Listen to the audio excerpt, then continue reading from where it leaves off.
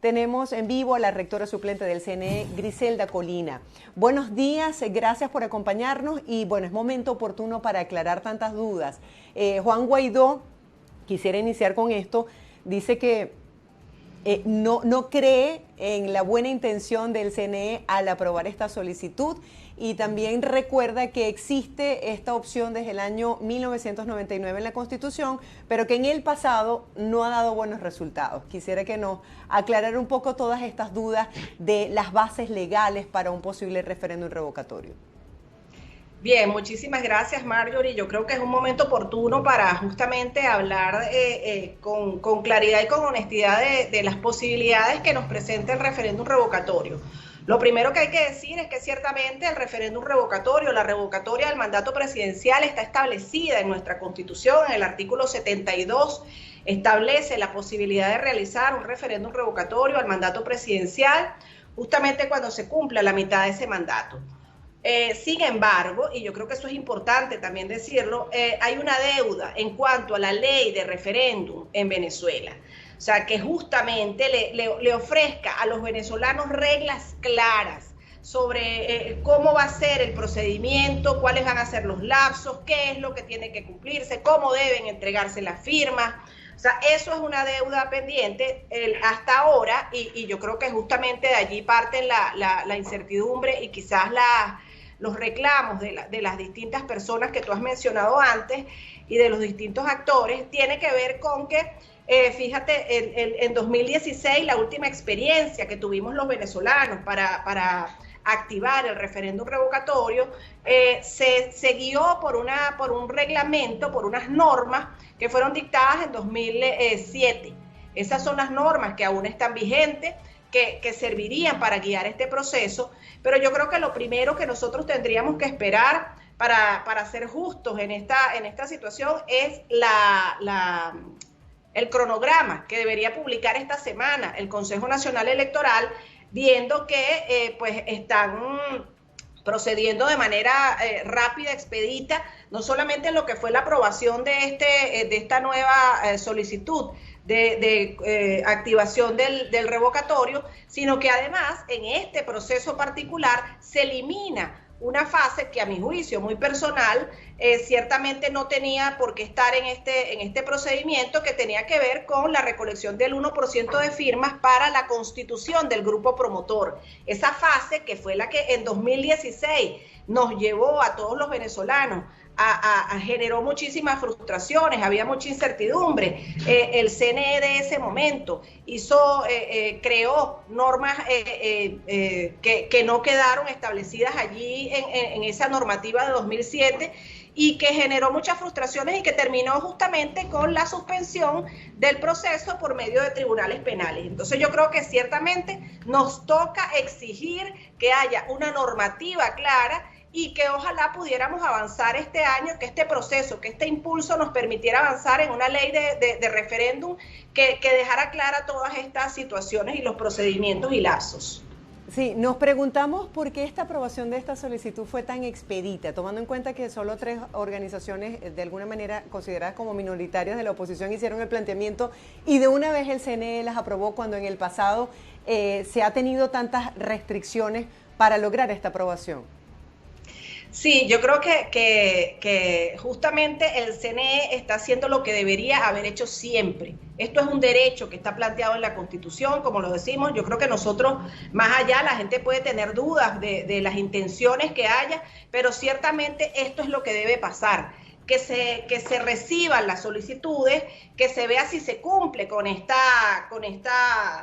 todos los requerimientos que exige la ley, y que luego estas organizaciones, las 3 que presentaron, 4 en total, porque hay una que presentó en conjunto, puedan cumplir entonces con esto que está planteado para ver si recogen el 20% de la firma. Ahora, yo creo que justamente esto es parte de lo que hay que entender. No solamente, ahorita tendríamos que ver si estas organizaciones que están promoviendo, estos grupos que están promoviendo el revocatorio, pueden recoger ese 20% de firmas, que serían un poco más de 4 millones de firmas.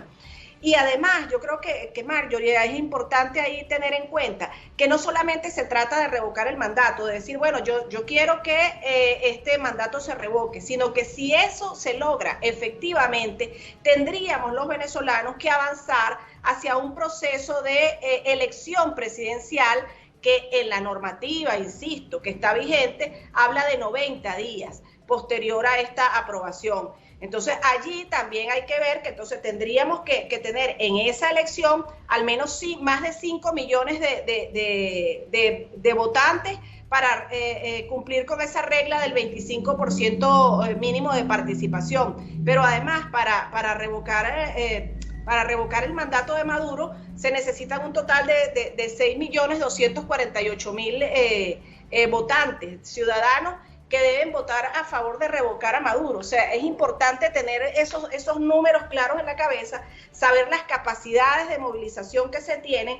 Además, yo siempre he insistido, lo decía el año pasado y lo digo ahora, no estamos en un país en condiciones normales. Venezuela está en una crisis humanitaria compleja. Ustedes lo saben, la situación que vive el país no es normal. Yo creo que ciertamente nosotros estamos atravesando el proceso electoral que cerró con Barinas. Lo que demuestra es que el venezolano tiene un profundo talante democrático, quiere vivir en democracia, y yo creo que siempre lo digo, es importante y la gente yo creo que lo entiende, la democracia no acepta atajos y no acepta salidas rápidas. Entonces yo creo que nos exige el momento que estamos viviendo, entender cuáles son nuestras capacidades, saber cuáles son nuestros derechos, estar conscientes del ejercicio que vamos a hacer y seguir avanzando en un camino de construcción de espacios de convivencia democrática. Sí, dos preguntas ya para culminar la entrevista. Me encantaría que nos hablara acerca de ese proceso de intimidación que tiende a hacer el gobierno cuando nos acercamos a un proceso de consulta popular. En el caso anterior del referéndum revocatorio, para nadie es un secreto que aunque el voto debería ser secreto, confidencial, el gobierno tiene acceso a si las personas firmaron o no, y muchas personas denunciaron en su momento haber sido despedidas de organismos públicos luego que se supo que firmaron en la llamada lista Tascón. Este medio de instigación o de intimidación por parte del Estado para lograr que las personas no manifiesten su verdadera posición ante lo que ocurre en Venezuela, pudiese estar afectando esta participación. El analista político Osvaldo Ramírez nos decía ayer que aunque se solicite solo el 20% de las personas inscritas en el registro electoral permanente, se hace difícil cuando existen todas estas amenazas. Me gustaría que hiciera una comparación de los procesos anteriores versus este proceso que está en puertas. Mira, yo creo que justamente tú estás haciendo el contexto adecuado, marcando la pauta de lo que han sido las experiencias en el pasado, en 2004, que es cuando te refieres a esta lista Tascón, cuando se publicó, además, uno de los actores políticos del momento, ya fallecido, publicó esa lista ciertamente se utilizó de manera indiscriminada, violando los derechos de todos los venezolanos, persiguiendo a venezolanos que estaban ejerciendo un legítimo derecho. Yo creo que lo vimos en 2016, la experiencia de 2016 también nos mostró cómo no había lista Tascón, pero entonces publicaban, no sé si recuerdan, que cuando tú buscabas en el registro electoral tus datos, aparecía en esa página, bueno, si tú habías incluso solicitado, si tú habías firmado a favor de esa solicitud de revocatoria de mandato.